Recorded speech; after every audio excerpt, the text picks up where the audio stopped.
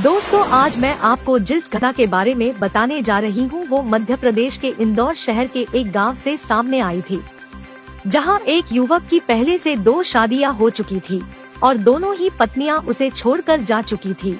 इन सब के बावजूद इसकी तीसरी शादी भी हुई, लेकिन कुछ महीनों के भीतर तीसरी पत्नी भी उससे तंग आ गई और मायके में आकर रहने लगी।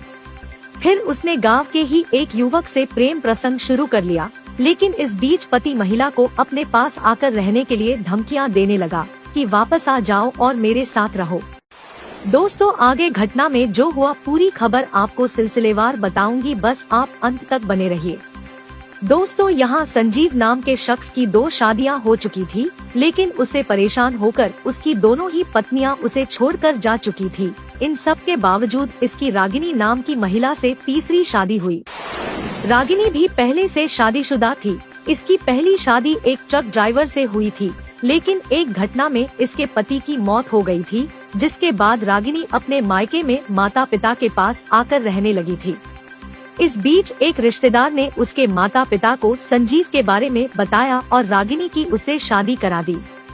इस समय उसकी उम्र 25 और पति संजीव की उम्र लगभग 38 वर्ष थी। शादी के कुछ दिन तो दोनों के बीच रिश्ते सही रहे, लेकिन उसके बाद उसने अपना असली रूप दिखाना शुरू कर दिया।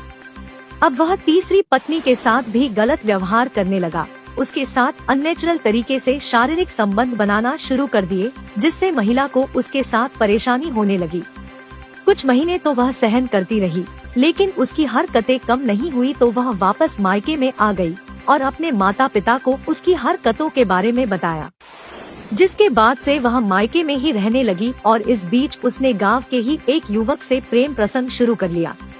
अब वह किसी भी तरह से दोबारा इस पति के साथ नहीं रहना चाहती थी, लेकिन पति उसे लगातार वापस आने के लिए धमकाने लगा। महिला ने यह बात अपने प्रेमी को बताई कि वह मुझ पर वापस आने का दबाव बना रहा है। महिला रोज रोज उसके धमकाने से परेशान हो गई और उसने अपने प्रेमी के साथ मिलकर उसे रास्ते से हटाने का फैसला ले लिया। प्लान के तहत महिला ने पति को एक स्थान पर मिलने के लिए बुलाया, जहां उसने अपने प्रेमी के साथ मिलकर रस्सी से गला दबाकर उसकी हत्या कर दी और शव को एक बोरे में पैक करके फेंक दिया। 2 दिन बीत जाने के बाद लोगों को बोरे में बंद एक शव मिला, जिसकी सूचना उन्होंने पुलिस को दी। मौके पर पहुंची पुलिस ने शव को अपने अंडर में लिया। मृतक की जेब से पुलिस को उसका मोबाइल मिला, जिसके माध्यम से पुलिस ने उसके परिजनों को घटना की जानकारी दी और शव को पोस्टमार्टम के लिए भेजा। हत्या की गुत्थी सुलझाने के लिए पुलिस ने तुरंत कार्यवाही शुरू कर दी। मृतक के मोबाइल की कॉल डिटेल निकाली, जिसमें उसकी घटना से कुछ घंटे पहले पत्नी रागिनी से बात होने की पुष्टि हुई। पुलिस ने महिला को पूछताछ के लिए थाने बुलाया और उससे पूछताछ शुरू कर दी। पुलिस को देखकर महिला घबराने लगी और इधर उधर की कहानी सुनाने लगी।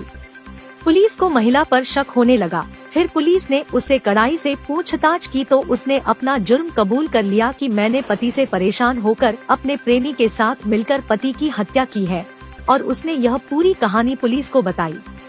जिसके बाद पुलिस ने कार्यवाही करते हुए आरोपी महिला और उसके प्रेमी को गिरफ्तार करके जेल भेजा।